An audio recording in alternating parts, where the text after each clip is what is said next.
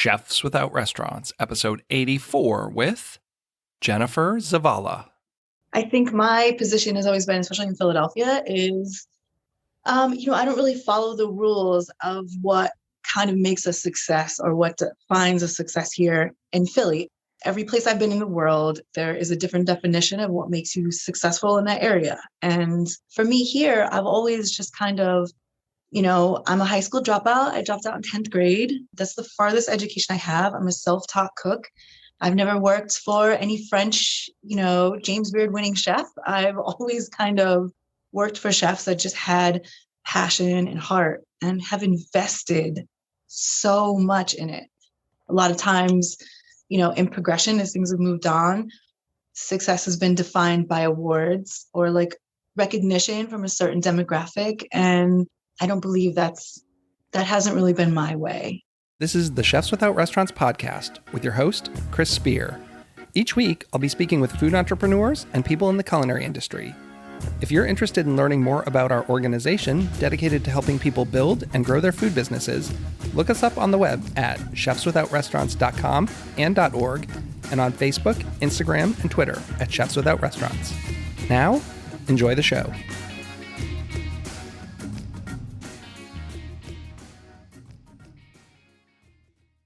Welcome to the Chefs Without Restaurants podcast. I'm your host, Chris Spear. On the show, I have conversations with culinary entrepreneurs and people in the food and beverage industry who took a different route. They're caterers, research chefs, personal chefs, cookbook authors, food truckers, farmers, cottage bakers, and all sorts of culinary renegades. I myself fall into the personal chef category as I started my own personal chef business, Perfect Little Bites, 10 years ago. And while I started working in kitchens in the early 90s, I've literally never worked in a restaurant. On this week's show, I speak with Jennifer Zavala. Jennifer is a chef in Philadelphia, Pennsylvania, and is currently doing a pop-up called Juana Tamale out of Underground Arts. We talk about a wide range of topics, including her illegal tamale business that she ran out of a van, birria tacos, influencers and bloggers versus reviewers, cooking with cannabis, getting death threats for making vegan meatballs, her time on Top Chef, and so much more. This is one of my favorite episodes. I think we had a great conversation, and Jennifer is an amazing person and chef. And once again, I recently started a Patreon to support the Chefs Without Restaurants organization and podcast. So if you love what I'm doing here, please check it out. You can go to patreon.com/Chefs Without Restaurants, or the link is in the show notes. I really appreciate the support. And now, on with the show. Thanks so much for listening, and have a great week. Hey, Jennifer, welcome to the show. Thanks so much for coming on. Thanks for having me, Chris. I'm excited to be here. I'm looking forward to talking to you and hearing about all the cool and interesting things you're doing in Philadelphia. I'm really excited to share with Philly. So, yay. Well, I usually jump right in with like a bit about your culinary backstory. How did you get into food and cooking? Like, were you always interested in food? Is it something you've loved forever? So I've always been hungry. That's the most important part. No, it wasn't my my passion or my real interest when I decided to grow up at some point. I wanted to be a professional dancer. I wanted to be on In Living Color and be like J-Lo. Like I had a real excitement and idea that in my head, that's what I was going to be as a backup dancer. And, my life journey took me somewhere else. I started working in kitchens when I was really young, like I was 16, and I just never stopped. Like ever since then, that's something that I've always done in my life is cook. And even if I had the intention of moving on to be, an optometrist, I always felt like I had to work a lot in the restaurant business or what I was doing to be able to move on. And I never moved on. So it pulls you in and like keeps you there, right? It pulls you in and keeps you there because it's something that you can't, we eat all of the time. And so, and it's competitive really internally a lot of times, right? So let's say you have a passion for cooking and you go to a barbecue, you go to a function, and what's the first thing you're either going to go to or criticize is the food. So you're always kind of in it. And I just never fully surrendered physically and like got actually out of it. So 26 years later, I'm still here. And my hands still work, which is quite amazing. So yeah, every once in a while I get the little tinglings of like a carpal tunnel type thing in my hands and think like, oh, when's going to be the day when my hand seizes up and I can't hold my knife? I have to fall back on the podcasting or something, unfortunately I have no backup plan. Like, this is it. You know, I was banking on looks, but that's getting up there and slowly. You're never too old to dance, though. You can go back to what's the modern day equivalent of In Living Colors or something like that that still has backup dancers. You could find out what that is. There's nothing. I'd have to work for like, you know, be a backup dancer for like some local folk band or something. I think that's the level I'm at right now. Anyway. So yeah, when I was cooking, you know, so this was 20 some years ago, and you know, there wasn't social media, there wasn't such a big clout factor in cooking. And so my reason for cooking was I had a very kind of complex childhood, and being in a kitchen offered me discipline, regiment, and structure, and a meal. Like, I was guaranteed a meal for my shift, and you know, little bites here and there throughout the shifts. I knew I'd be full, and you know, that's kind of how I was able to survive. And so yeah, it's just never went away. And then as I got farther and farther into it, like accidentally, like, where does the time go? I just, you know, I got better at it. And I've always been, you know, I'm a Taurus, so I've always been like competitive. And so in this business, you know, at the time, I was the only, like, one of the only females really doing this.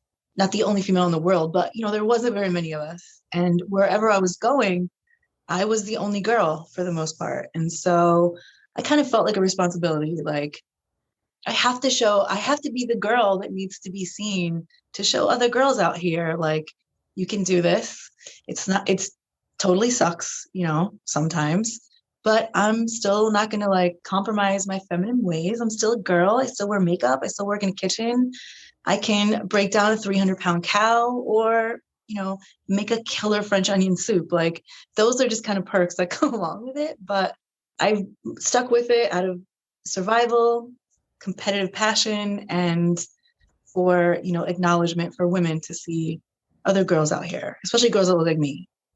You can do this. There's a place for you. And I think my position has always been, especially in Philadelphia, is, you know, I don't really follow the rules of what kind of makes a success or what defines a success here in Philly.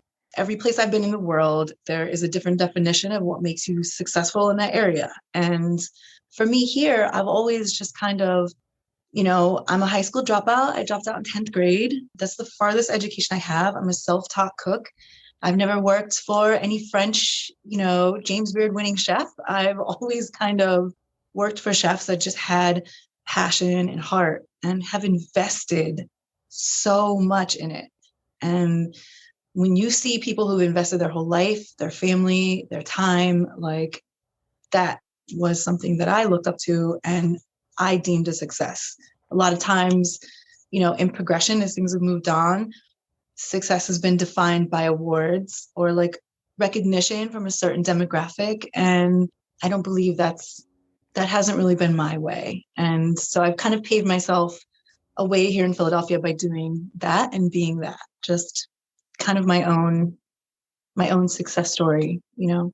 Yeah, we definitely get caught up in all these 30 under 30, San Pellegrino 50 best, who's got the Zagat Awards and the James Beard Awards and all that stuff. But there's so many, you know, great restaurants and fantastic chefs who they're just cooking. They're just there to cook and make really awesome food. Isn't that why people used to get into it? Like, when I went to culinary school, like, I just loved eating and loved cooking and just wanted to make food, and everything else you would hope just like came with that if you did a good job. And now it's like you have to have a PR person. Like, I can't imagine having like a PR person to have to go out and tell the world about what I do. It's just like, I'm going to go and do my thing. And, you know, if you get recognition, awesome. And if you don't, well, I'm still, you know, making money and making good food. Here's where I always, and again, like, I'm kind of old school in my thinking, like most of the people, and I say this in the most loving way, and because I am one, like, most of the people that work in kitchens have been degenerates. Like, we are service industry people. We are providing a service. And once you kind of come before, you know, the service that you're providing, you really lose the point of cooking. And it's so much more work to become the character of who you are. And What has always made me feel comfortable in kitchens is acceptance. Like I have worked with the absolute, what would be deemed as socially unacceptable human beings, and they have been a huge, huge factor in who I am today. Like without those people next to me, working next to me, like I honestly wouldn't be who I am. And I just, it's a blue collar job. I've never wanted to go and, have to like be someone to be what I was doing. Like my voice was at the plate. My face was at the plate. My personality was at the plate. And now I have to like, now it is selling yourself along with your food. And for me, it just deems this point where like, it just means your food probably isn't that good because, right, on whatever level that means for you personally, for outwardly amongst the masses, what that means for me is like you're putting so much work into being this person, this chef, this character, that it has to make up for the shortcomings in your dish. But you have to do it. Like it's so complex now, you know what I mean? Like you have to do it. And so, and I have to look at that as myself too. I'm on social media a lot. Like I'm very active in it. And what does that say about me? So it's so complex and it's really hard. I wish that wasn't that element in there anymore because it clouds a lot of things. But at the same time, it helps chefs become creative and, a lot of things that wouldn't get seen before, a lot of people that wouldn't get seen before are. And so that's the bonus side of it. But the clout little pocket of it is, I'm not a fan of it. Like, I don't give a shit how many followers you have. Like, am I giving you anything for free? I don't, you know what I'm saying? Like, I don't know. Like, it doesn't mean anything to me personally.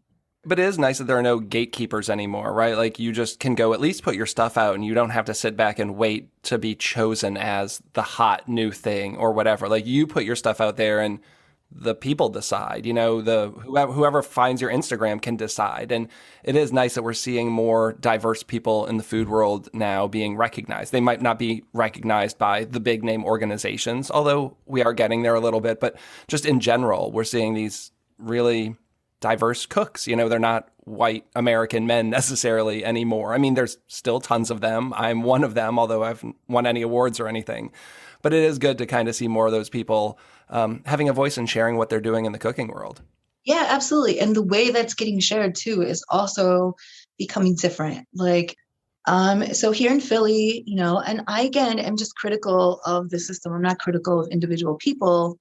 Part of this system here that I'm at, those people have names and I have to reference their names as the system, not as problematics, So Craig Laban, he's a wonderful person. He's exceptionally knowledgeable, but that is, a white palette that's kind of defined Philadelphia dining for a really long time. And I appreciate that. And I'm totally honored to be able to cook for him and get feedback and critiques from him because they are knowledgeable and they do come from an educated place.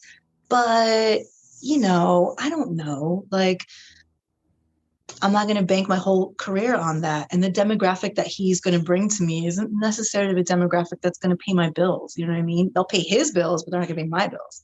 So what I've seen come out of this, for instance, there is a gentleman who has a YouTube channel called JL Jupiter. And he just won a silver award in YouTube for his following and, his feedback, which is a huge feat to do. And, to make it in the YouTube world is really hard. And he's put out a lot of content. He is Asian, I think he's Filipino. And, he's able to go to a lot of the places that Craig Laban wouldn't be able to go. And how he shares those people's places has been an absolute game changer. Like, for instance, I knew when I saw he went to this one place, Uncle Bobby's something, it's up in North Philly. When he shared that video, Uncle Bobby shared his line after that, and he has continued to share his line, and he sells out. And so I knew when JL was coming to do a little video about me, I knew what was going to happen. I was already doing pretty well and selling out, but now it had become a whole different beast after he'd come to visit and shared. And I would say individually, not collective orders, but I made 800 tacos. Like before I was doing 500, now I was doing 800 to 1200 individual tacos, not complete orders. And it hasn't stopped.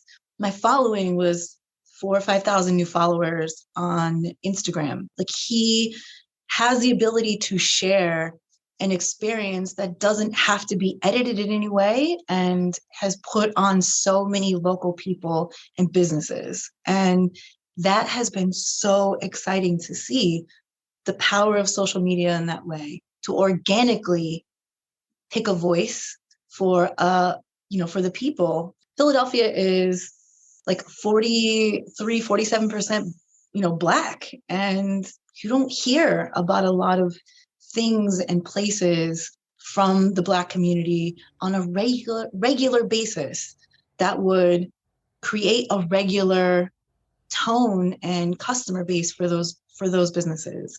When JL from JL Jupiter came and comes, it's that demographic of people, and he's talking to them in a way that they'll go. It's not intimidating, it's approachable. And I feel like that's exciting to see, like really the culinary industry driving and defining itself.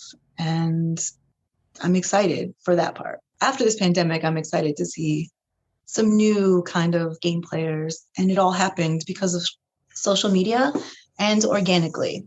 Yeah, I mean, I don't think fine dining's necessarily going to go away, but I'm not even particularly interested in that anymore. I think the first time I had Ethiopian food was in Fishtown, like before it was cool and gentrified a little bit, like when it was still shady, like probably 2005 or 6 or something. But, that's not a place that I ever heard of in any kind of media. There's so many great places to go out dining, and just seeing that kind of the awareness of them grow has been nice. It encourages the diner to think differently about food and like what is successful, right? Like going to La Bougerie and Nick Elmi's restaurants makes you feel like a successful diner, but it's not. It's just so one-sided. Getting to see all many different angles just really makes the guests a more successful diner, a more experienced person, and encouraged to go out and try other things, right? Especially now after this pandemic, like everyone's so thirsty for, one, to not have to cook dinner and wash dishes, but two, but for an experience. And it doesn't necessarily have to do with table service. You know what I mean? So I think the thirst right now is longing for something unique and different and looking for that off the cuff thing. So, I just recently came back from California. I was doing some research and development for kind of my food, what I've been doing. And I lived out there. And so it was nice to kind of go back and refresh my brain a little bit. But I noticed that a lot of people out there were doing like food from their house, like a lot. And it was very public, like very out there. And I'm, conditioned to be concerned about like L&I, like what's L&I going to do? And I found out that there's a program or, again, I'm not sure how the logistics of it. I just got like topical research on it, but you can apply to serve food out of your house in California. I saw that a couple months ago. Like there was a big article on it. I think you had like a one-time inspection or something. Like they just made sure like you're kind of doing things the right way. And then like you weren't going to be subject to an inspection every single month or anything like that. Right. And like during the pandemic, right, a lot of people couldn't go out or, there was so much fear going on. But also, us as chefs, like no matter what the circumstances, death, celebratory, pandemics, you still want to cook and help. And I share a block with Joe Sakala and Angela Sakala. And during the beginning of this pandemic, Joe had built a fucking pizza oven in his backyard. Like just was like, hey, I did laundry and cleaned my basement. He built a wood fire oven in his backyard. And he decided to do this like pop-up, this pizza pop-up because Joe's pizza is, he's the best pizza. When he left Brig and Tessa, it was super sad to lose his pizza. So he was doing this pop-up and they had a huge following and they also had a huge turnout. Like it was so crazy. It was like halfway around the block. So they did it twice. The second time, a neighbor called L&I and they came out and shut them down and was gonna it was a big deal. Like they were gonna could have had their license pulled at Sakala, and it was a big mess. And, they weren't using this money to profit. They were using this money to pay their staff, but they just opened a restaurant so they couldn't pay them. So they came up with another way to do it. And I saw a lot of people starting to do this and just do it so hesitantly because they're so afraid of L&I and the repercussions, and going out to California and seeing businesses flourish. Like, we started off out doing this out of our house. Now we have 4 trucks. Now we have a business. Like, was so encouraging. And, I started to see that come out of the pandemic, was people starting to do this from their home. A lot of people asked me because I started doing it. You had an illegal tamale truck, didn't you? Is that the word on the street? I did. I didn't have any, illegal. Yes, I didn't want to pay L&I lots of money, so I winged it. But illegal in the sense of, licensing and inspection, but not really illegal. And what I was doing has been done for so long. Like, that's how all moms started, sell plates of food to get for fundraisers. I quit working in restaurants and I needed to take care of my kids. So I started selling tamales out of a van, and it became this illegal thing because I don't want to have to pay L&I $1 million to start a business and to have a dream. Like, that's so defeating. And so, yeah, it deemed me like the illegal queen. And so when this pandemic started, a lot of people were asking me, hey, how do you do it and go about it? And it's unfortunate just to be risk it, because there's a lot to risk, because the L&I is, they can be brutal sometimes. So yeah, I mean, times are tough. Lemonade stands aren't even legal, which is ridiculous. I just saw an article in the paper the other day about how maybe it's just in my state they're looking to make them legal. It's like, you don't have anything else going on. Like, you're going to crack down on this ring of 5-year-olds selling lemonade on the corner. I mean, I get it in theory, but it seems like we've taken it a little too far. Right. There's been tons of parties that I've been, look at the parking lot at an Eagles game. What I'm saying? I think when you, as, a food person, make the choice to pick a place to eat, you kind of take all risk, when that place is a little unconventional.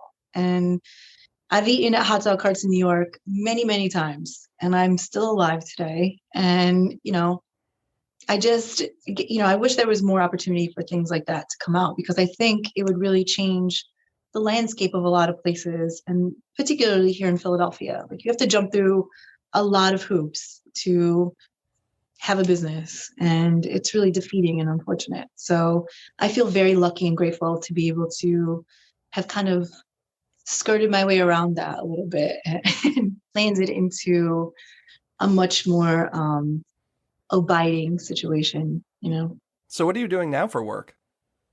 So, before the pandemic, I was catering and doing, kind of random things. I've always done that. I've always done catering because I'm old. I deem myself as old. I'm 42, and I have, I'm a domestic queen. It would be very picky and choosy on the events that I would do. But I was doing a lot of cannabis catering and dinners and stuff like that. For my regular catering business, I needed a commissary kitchen. So I started working with Underground Arts, and everything was going great. And then boom, the pandemic hit. So I decided to do a pop-up there. And I started doing pop-up tamales and pop-up tacos. And so that kind of didn't go away. It just kind of picked up momentum. And it all happened in the way that we've just been talking about. There was kind of a movement that's been happening for a while called Birria. And a lot of people have seen it on Instagram. It's the tacos that you dip in a consomme and you do the cheese pull.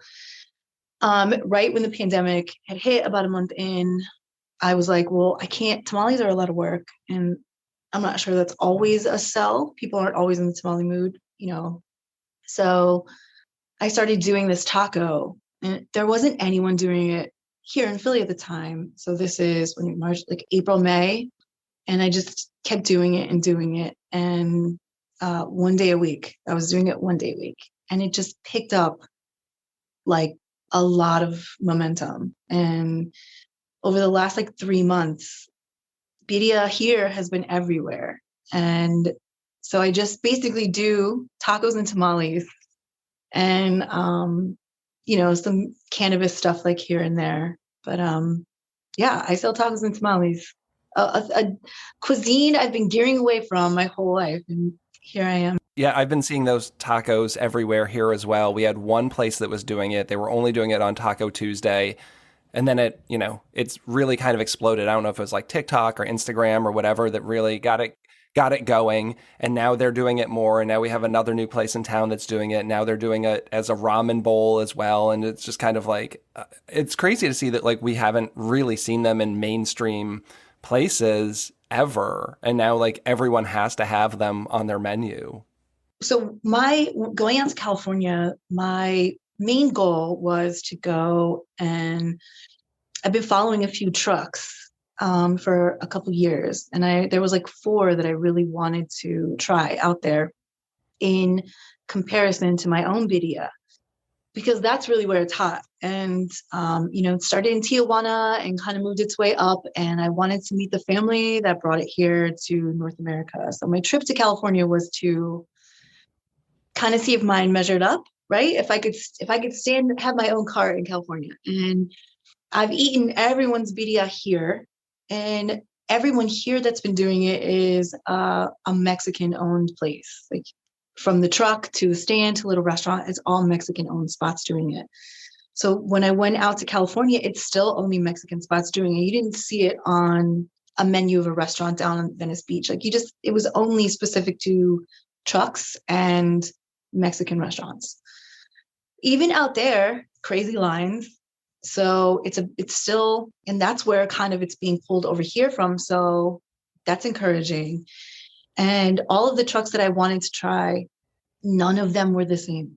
Like not one was the same.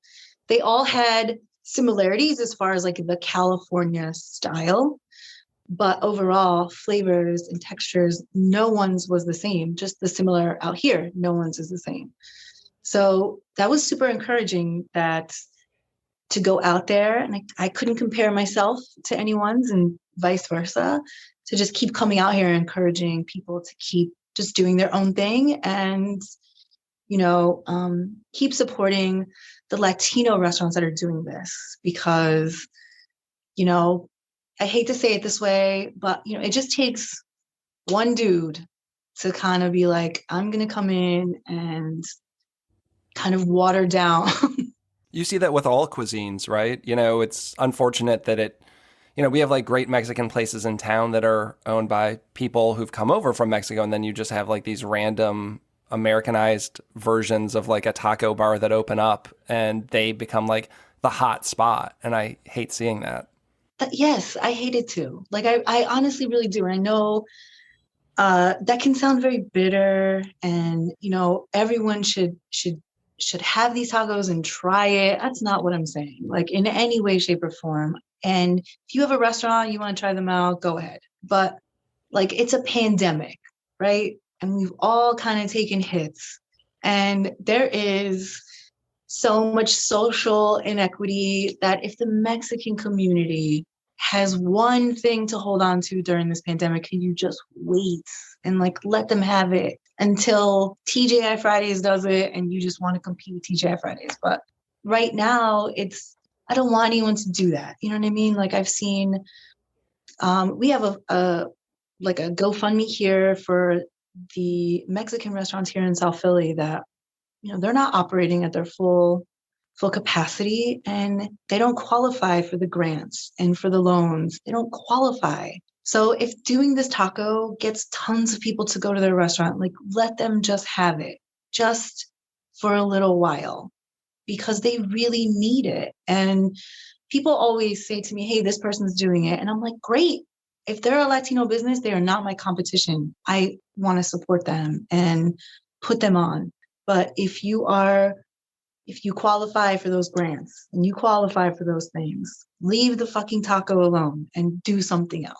Like, just let them have it. And really, this whole taco movement came from Instagram, from people wanting it and seeing it on Instagram. And, someone like JL, who did it before Craig LeBand shared it, who did it before Philly Mag shared it, he found a truck here in South Philadelphia, went there, shared their birria tacos, and Chris, you wait a minimum of an hour to get your tacos there. So when Craig LeBand has shared anything, he's never brought a result like that. And especially to these communities. Do you know what I'm saying? Like, these are other Latinos supporting these Latino businesses and people who also really want to try these tacos. Like, the crowd is so mixed, and that's super encouraging.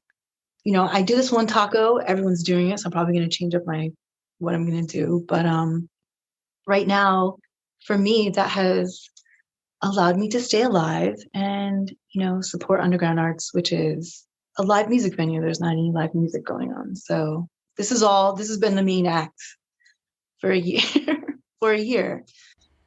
So yeah, that's what I'm doing. I have no idea where I'm going. I have no idea what's going to happen, but. No long-term plan at this point, just kind of getting through the next couple months?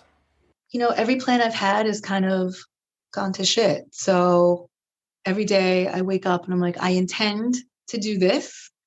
Let's see what happens. Especially having kids, being virtual schooled, or, being young, my younger son will get a cold. Like, it's so much more complex now as far as like creating plans for yourself. I'm sure, did you intend to start this podcast? You know what I mean? Like, you probably didn't. You're like, hey, and then it ends up kind of, Yeah, it was a side project that during COVID, because I work as a personal chef, and when I was unemployed for 11 weeks, like I had zero business. No one was having me come in their house. So this kind of took on a new thing. Like, it wasn't just something I was recreationally doing every couple weeks. I was like, well, I got to do something. And, it's a way for me to connect with people. Like, I'm sitting here talking to you, other than my family, I don't really get to see people that often. So I really went deep into the podcast. Like, I was releasing sometimes 3 episodes a week during the pandemic because I'm like, well, I've got nothing. I have no customers. I'm not There's only so much R&D you can do. I mean, I've enjoyed cooking and doing new dishes, but I really wanted to figure out how to best do the podcast and then share these stories of people doing interesting things in the food world. Yeah, same. I didn't plan on, this is pandemic cuisine. Like, this is, something I thought was a great idea and kind of a fun thing for me to try out that ended up blooming into a full-on phenomenon. I have no responsibility in that. Like, that kind of navigated itself. I just played a part in it, and it allowed all of the same reasons that you just stated. Like, I could see people, I could,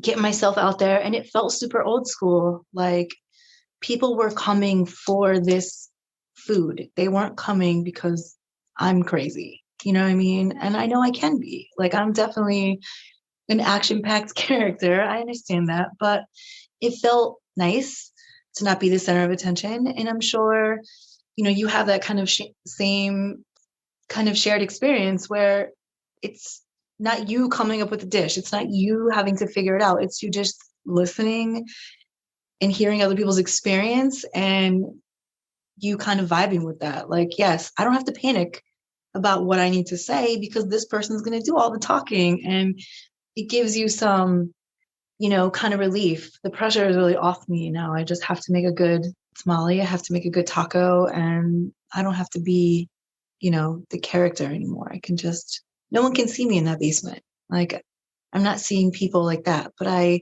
see their posts and I see them out there, and it feels so great and super exciting. When I see it for every business, with Joe's Pizza or Pizza Gut, Solome's, they have an amazing burger. Like, to see people go and wait and be excited about something is, for pandemic food, is hugely exciting. And I think it's going to change everything. This podcast is going to change everything. It's what you're talking about and, who you're interviewing, and it just grows and grows. And then what are you going to do?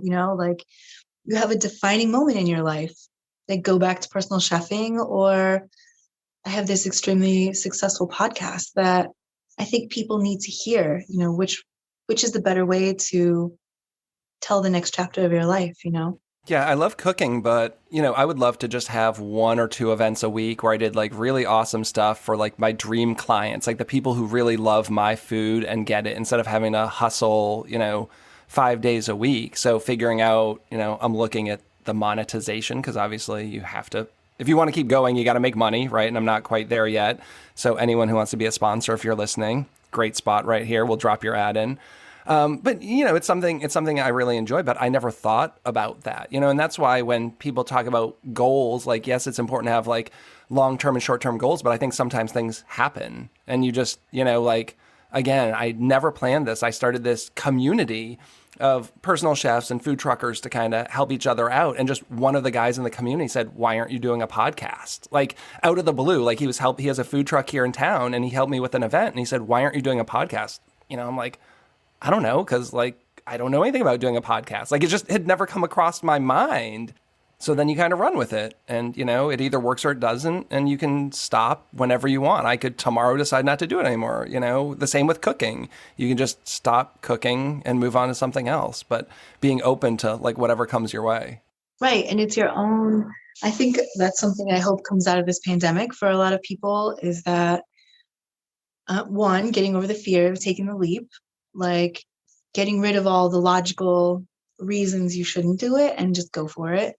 And seeing that things are not as complicated when you are your own, right? Like the pressure, the expectation isn't the same. And you are able to move with a little more confidence in yourself because you're going forward again. You're going forward again. Like I hope that through this pandemic that having people slow down a little bit and really kind of reevaluating their self-worth is huge and making steps to move forward to progress on into what you're doing. And if it's starting your own business and doing your own podcast or doing your own thing, like, and it feels this free, I just encourage everyone to keep going and you will get there. If you really feel like this is what you want to do, it becomes fun, keep going with it. Don't make any plans though, because again, it's pandemic and shit could get shut down tomorrow. So just try to have an organic experience with it. And I believe in my mind, and the way I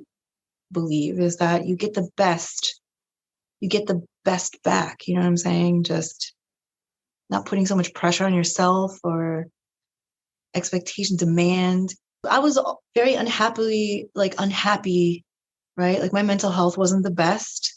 And after this pandemic, seeing all the toxic ways I was dealing with that, and it doesn't necessarily mean I was drinking or smoking. It was just really the harm that I was doing to myself mentally. Like I was really hard on myself and slowing down and just admitting like, I have no idea what I'm doing. Like everybody had to have that moment because we're in a pandemic. We've never been here before. So we were all on equal playing field for a minute. Like no one has any clue what we're doing. The people you thought who had it together, who normally do in everyday life, like it was the great leveler, right? Like people who normally know how to pivot and adjust and keep calm, they weren't doing much better than anyone else. Right. Not only weren't doing much better than anyone else, but they seemed to be lacking the skills of understanding the total, like everyone involved. Unfortunately, I've had a lot of friends who have worked for people who showed their true colors during whatever social unrest was happening or whatever. And for years, these same chefs or people have got accolades. Oh, they're so community, they're so whatever. And then they kind of expose themselves not knowing what they were doing. You know what I mean? Like who they shit on to kind of admit that they don't know what they're doing. Like it's, you know what I'm saying? It was really weird. And I'm grateful to have stayed stable and exactly who I am through this whole time, which from many years ago, I have said, I have no clue what I'm doing. Like I'm selling tamales out of a van. I don't want to put $1 million out. Am I going to get in trouble? Sure, but I don't know what I'm doing. So, and you could always go open a vegan meatball shop. I could. So can you tell me, you work with cannabis a little bit and do like dinners. What's that like? What are the regulations, the parameters? I don't really know like what Philly allows. Is that something you can even talk about? Yeah, I mean, I can talk about it. It's totally illegal by the legal definition, but it's not at the same time. Like, it's just so weird. Like, I don't know. It's more the money thing. You know what I mean? Like accepting money for things and charging and being vocal about that. It's hard to be public about that. Yes, I do a cannabis dinner, or yes, I do this, but majority of the stuff that I would have done ever if I did that stuff was for medical reasons. Like I've have my own medical issues. I've, by a few months to miss, having a huge cancer issue. My dad had cancer, and I've always thought of food as healing. So I've always smoked weed. So I just started doing those things and always being kind of low key about it just because of the federal regulations behind it. So the stuff that I would do was kind of private or tongue in cheek to kind of, distract people from the illegal part of it. But it's a huge thing. There's so much innovation and creativity that comes with cooking with it that it's been super fun to learn. And I hope that it becomes a more regular thing in regular dining, once the laws pass or whatever. But in the state of Pennsylvania, you can't buy any edibles at a dispensary. You can't buy rolled joints at a dispensary. You can buy flour or extracts and then do your own stuff. But if you get like pulled over with edibles, that's an issue. Although people aren't, there's not really a lot of penalty for, recreational use, but the logistics of having edibles is very complex. So, you can do your own thing. So I try to, like, if you have a medical marijuana card, then I will provide a service for you or teach you. But it's super lame here. That's really all I can say about it. Yeah, it's really weird with all the states. Like, I can't even keep track of what's going on in my own state, let alone all over. But I see people doing different things all over the country. But, like 2 years ago, I guess I went to the Star Chefs Congress in New York City, which was like a huge event. And one of their main stage presentations was on this. So when you're really starting to see like a mainstream, supporter of the culinary industry bringing well-known chefs onto the main stage to roll this out to everyone and not just have it be like a very small corner of the industry, I think it's something that's going to continue to grow. And I'm interested to see where that goes over the next couple of years. I just like my time in California, like there are edibles, there are chefs that come to your house and do dinners. Like there are some amazing, amazing things happening. And it's unfortunate that on the East Coast, we're just like, well, thank God for Atlantic City, but New Jersey. I say Atlantic City because I know that's going to be a bumping area for cannabis use. Like you can go and smoke 20 blunts on the beach, and there is no place in the world that's going to be a legal cannabis beach, and that's going to happen to Atlantic City. Like I can't believe it. But whatever happened in New Jersey is super exciting because just like California, there's going to be a new kind of cuisine that comes out of it, and it's going to be very profitable and extremely exciting. And I think edibles and cannabis type food, it's novice and really kind of unfortunate to just do imitation Reese's or Skittles. Like, get fucking creative. Like, everyone eats everything, and not everybody can eat sugar, and everyone needs cannabis. So, do everything. You can cook everything with it. Don't just limit yourself to sweets or one kind of thing, because in other parts of the world, there are people doing amazing things. And an imitation cannabis Reese's peanut butter cup is, Stonehenge at this point, like so old. We're just always in this copying kind of mentality, right? Like one person does something really cool and then everyone just has to do the same thing. I don't know why. And you don't have to do that. Create your own. So there are some amazing products out there. I'll give you an example of one. It's a water soluble THC. It has no smell. It has no residue. Unlike most people associate cannabis foods with like an infused butter or an oil or a fat. This doesn't need a fat to hang on to work. So for instance, I've made like THC ice cubes. You can drop it into a glass of wine. You can drop it into a coffee, and as it melts, it's dosing, slowly, and you don't taste it, you don't smell it, but you feel it in a less amount of time than you would in oil or a fat because it absorbs in your intestinal tract, your mouth, just like, I hate to compare it to this, but a vitamin or like cocaine, people rub on their mouth, it absorbs into your bloodstream right away.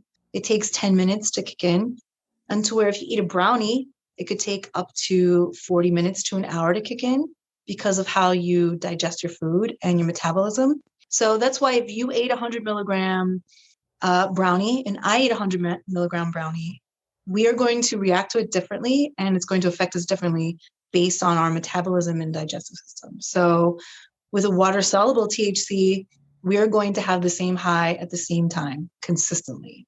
And that's huge. Like, that's a huge thing to be able to kind of work with now in food, where it's not, you can't taste it, you can't smell it, and you're just enjoying it. It's wild. There's so many things out there that, it could really change the culinary scene on so many different levels. And one of those levels being technique, like molecular gastronomy is still alive and thriving. I think with cannabis, it would be revolutionary, to be honest with you. That'll be interesting. I'm going to keep my eyes out for that and see the really cool modernist things that I think are going to happen. But yeah, I think it'll be the new kind of thing eventually, where, people are coming to seek out some sort of cannabis dinner or infused kind of experience, even if it's just one drink, something different and unique. I think it'll be something that the mainstream is going to catch on to and start seeking out. I hope the laws can, keep up with that. I hope. Now, you did like a very brief stint on Top Chef. Did you enjoy the time you were there, and is it something you'd do again? I am so grateful for my Top Chef experience. I think if it did anything for me, it would be to kind of give me an edge on credibility, right? Like, I can obviously cook. You have to cook to be able to be on that show. So it was a huge bonus in that sense. But no, it was a complete nightmare. Like, I went home first in front of like millions of people. You were on the hardest season, though. Like, I would say watching all the season, like, I'm a Top Chef fan, and just looking at the chefs who've come out of that particular season, I would be hard pressed to say that there was a season with better chefs out there. So I feel the same way. Like, that was a very, very hard season. And what I learned about Top Chef was that the culinary world is a really, really, really small world, because a lot of those chefs had already known each other. Like, on our first day, people knew each other coming in from having worked for whoever or worked for this person. So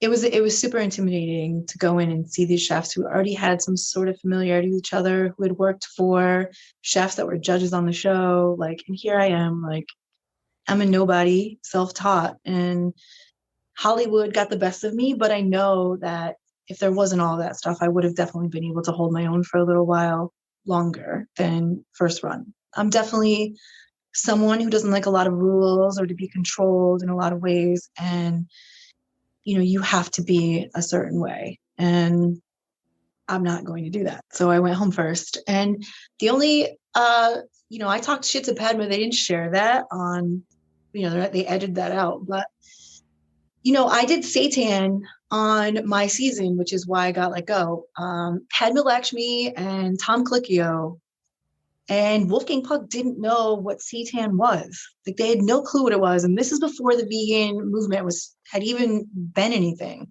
So they didn't say my dish was bad. They just didn't like the way I sold it. And I completely take full responsibility in that. I sold it like an asshole. So it messed with my mental health, losing in front of millions of people first, especially because you feel like, was it that obvious, from the moment I got here, especially with the Vittaggio brothers.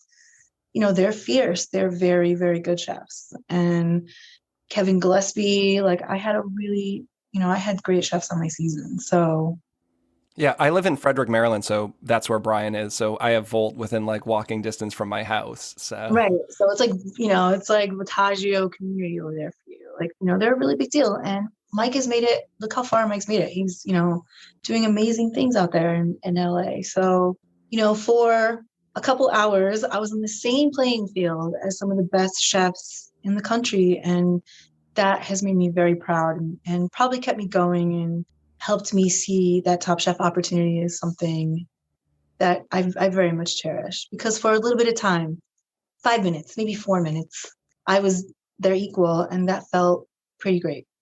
Well, who are some chefs that you love? Like, if you could go, let's say, work with someone just for a day, who would that be? If I could work with one person for a day, it would probably definitely be Marco Pierre White. Like, he's so nuts. Like, I loved that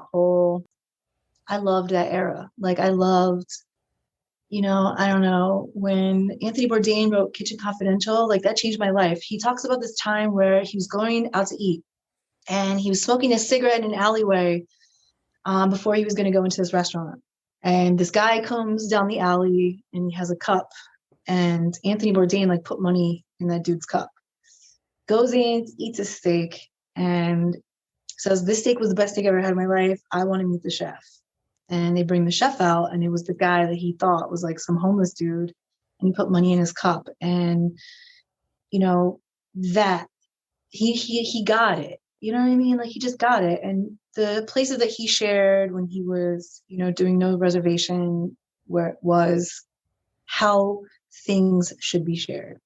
He weren't going to try to be like that culture. He didn't change his accent when he went down south. Like, he just sat and ate and shared those experiences with people. And I believe that group of men, during their wildest times, really defined what it meant to be a great chef and a huge culinary asset, because they still partied. They knew they were degenerates. Do you know what I mean? Like, they just knew it, and they never tried to be anything else. And I think that's what I admire. Marco Pierre White was just wilder. So Go for the top.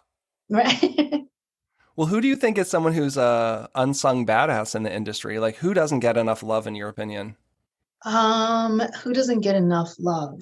I mean, Mexican women and Black women, like, I can't pinpoint just one. Like, I just feel like that whole demographic altogether. Like, there are not enough like Black and brown women that I could just, name off the top of my head that other people would know who they were.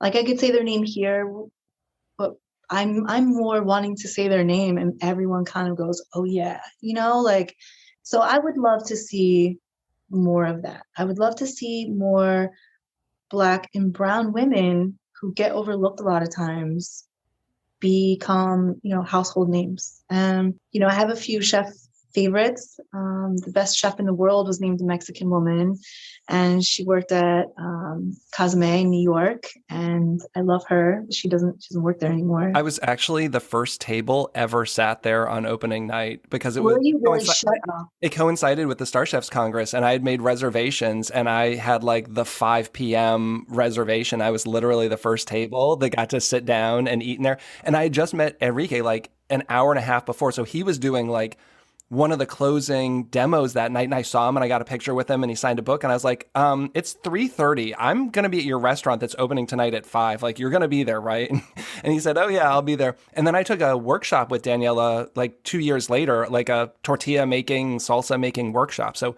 love the place. Mexican is my go-to food, like if I had one cuisine. So Yeah, me and Chris Kears went together. I had got my tonsils taken out, and we had this reservation forever and I couldn't cancel. So I had like fresh tonsils out, and we go up there and I did not care. Like, nothing was stopping me from going. And she had like, I think like 3-4 months prior, had just won like best chef in the world. So it was very important to me that I went there to support her and to meet her and congratulate her. And it wasn't spicy by any means, but I definitely had the hardest time like being able to get that food down with fresh tonsils. But it was amazing. And what was it? The corn, what do you call it?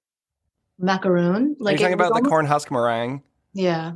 So again, because I was the first table, I might have been the first person to Instagram that. Like, I'd be really interested to go Really? back and see. Well, I mean, if I was the first person eating there, right? Yeah, yeah. I was the one who finished dessert first, and that was something I went in. And I love, like, I use corn husks actually in a lot of things I make. So I thought it was so interesting. So I remember taking a picture and sharing it online because I make like a simple syrup with corn husks for a cocktail.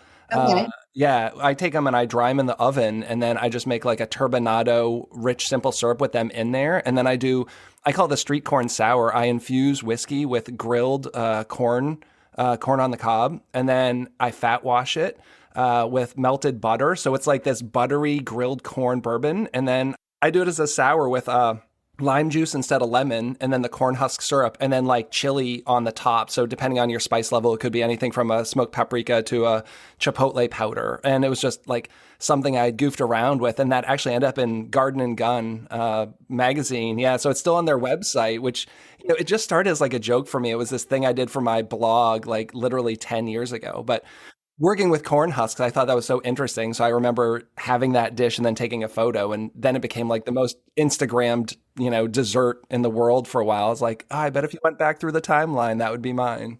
Oh, it was so good. Like I just everything about it was just so good. And yeah, so I think the people who I think don't get enough are women like Daniela and, other women out there who are really bustling and just not quite getting the respect they deserve. So you in Philly for the long haul, and what do you love and hate the most? I'm definitely not in Philly for the long haul. Like I'm trying to like live off grid in like 3 years. I'm trying to leave here. The things I love about Philly will be the things I hate about Philly 2 hours later. So uh, I think Philly also has a love-hate relationship with me. I do things that is very Philly and very anti-Philly. So, I made the vegan meatballs here at a meatball contest in Philadelphia. I didn't go with the intention of, causing any kind of issue. I just went and made vegan meatballs with my son, and, the whole city wanted to kill me. But because of that experience, I got some amazing opportunities from it. So it's such a weird, the things I love are the things I'll hate. I can't fucking park my car. Like someone's gonna kill me at some point. Like it's just like it's not. But I also, you also can't get that anywhere else. So it's a very interesting place. So the things I love are the things I hate, and the reasons why I'll leave and the reasons why I'll miss it. So, Philly is different. It's just different. And the funny thing about Philadelphia is wherever you go, no matter where, I went to Juarez, which is one of the most dangerous places in the world. When we were doing research and development for El Camino, because that was my concept, and I opened El Camino in Northern Liberties. We went to Juarez, Mexico, to do some research on border food. And when we told people we were from Philadelphia, like they were afraid of us. Like I'm not kidding. I'm not kidding. I'm not kidding. We went into this like I was so scared. We were somewhere at a market that I was pretty sure we were going to get robbed at. I don't know. And, Owen Kamahira is a tall Asian man. So here I am, and here he is. We just don't look like, the normal pair. And we go into this like place where you can like try like free tequila. I don't know. So they asked us where we were from, and we said Philadelphia, and people backed up. Like, and I was like, we're in the scariest place in the world, and they're scared of us. Like Philadelphia's reputation is wild. So I like to throw that. I like to tell people I'm from Philly when I'm not in Philly, but when I'm in this city, I don't want to admit I'm here. Like, I don't want to admit I live here. I'm glad it could be a little bit of my story for, I was in that area for like 7 years, and not quite I didn't live in Philly, but I worked in Philly and did a lot around there. And yeah, it gives you an interesting perspective on things for sure. Yeah. Like, I am prepared to fight and defend myself for the littlest things everywhere I go. And, no, I don't walk around aggressive, but I definitely walk around more aware. Like, that whole meatball thing was crazy.